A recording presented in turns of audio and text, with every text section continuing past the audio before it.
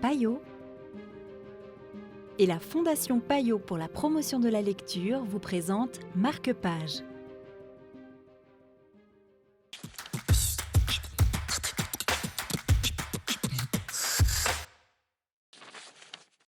Bonjour et bienvenue dans Marque-Page. Aujourd'hui, Florent Gaillard de Payot Libraire, ici à Lausanne, vous présente son coup de cœur, l'Atlas des plantes de mauvaise vie d'Olivier Molnar et Aldwin Raoul aux éditions Elie Selas.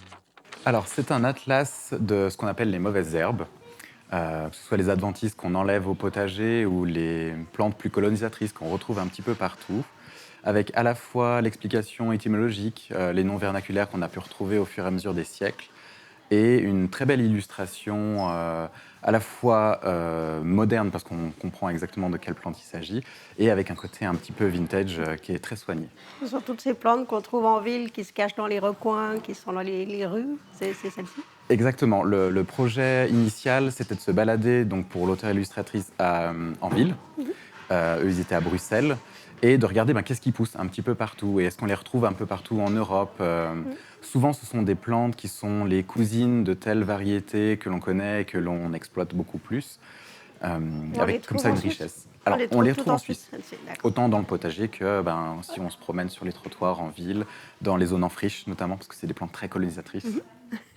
Il y en a une qui vous plaît particulièrement, je crois. Parlez-nous de celle-ci. Alors, moi, il y en a une que j'ai sauvée en début d'année de mon potager, qui s'appelle l'herbe à Robert, une variété des géraniums. Et je l'ai découverte du coup dans cet atlas, avec la particularité où d'habitude elle est verte, avec des toutes petites fleurs rosées, et elle devient rouge quand on la laisse tranquille et que c'est elle qui va coloniser l'espace. Ça va faire des belles couleurs, en fait. Oui, et il y en a à travers tout l'atlas. Au fur et à mesure des pages, on découvre beaucoup de choses. Super. Magnifique, merci beaucoup. Merci à vous. S'il y a bien une règle d'or que nous avons suivie, c'est que ces végétaux ne devaient pas être rares. Nos lectrices et lecteurs devaient pouvoir les croiser presque tous les jours en marchant dans la ville. C'était pour Marque-Page, Atlas des plantes de mauvaise vie. Quant à moi, je vous dis à demain pour un nouveau chapitre littéraire.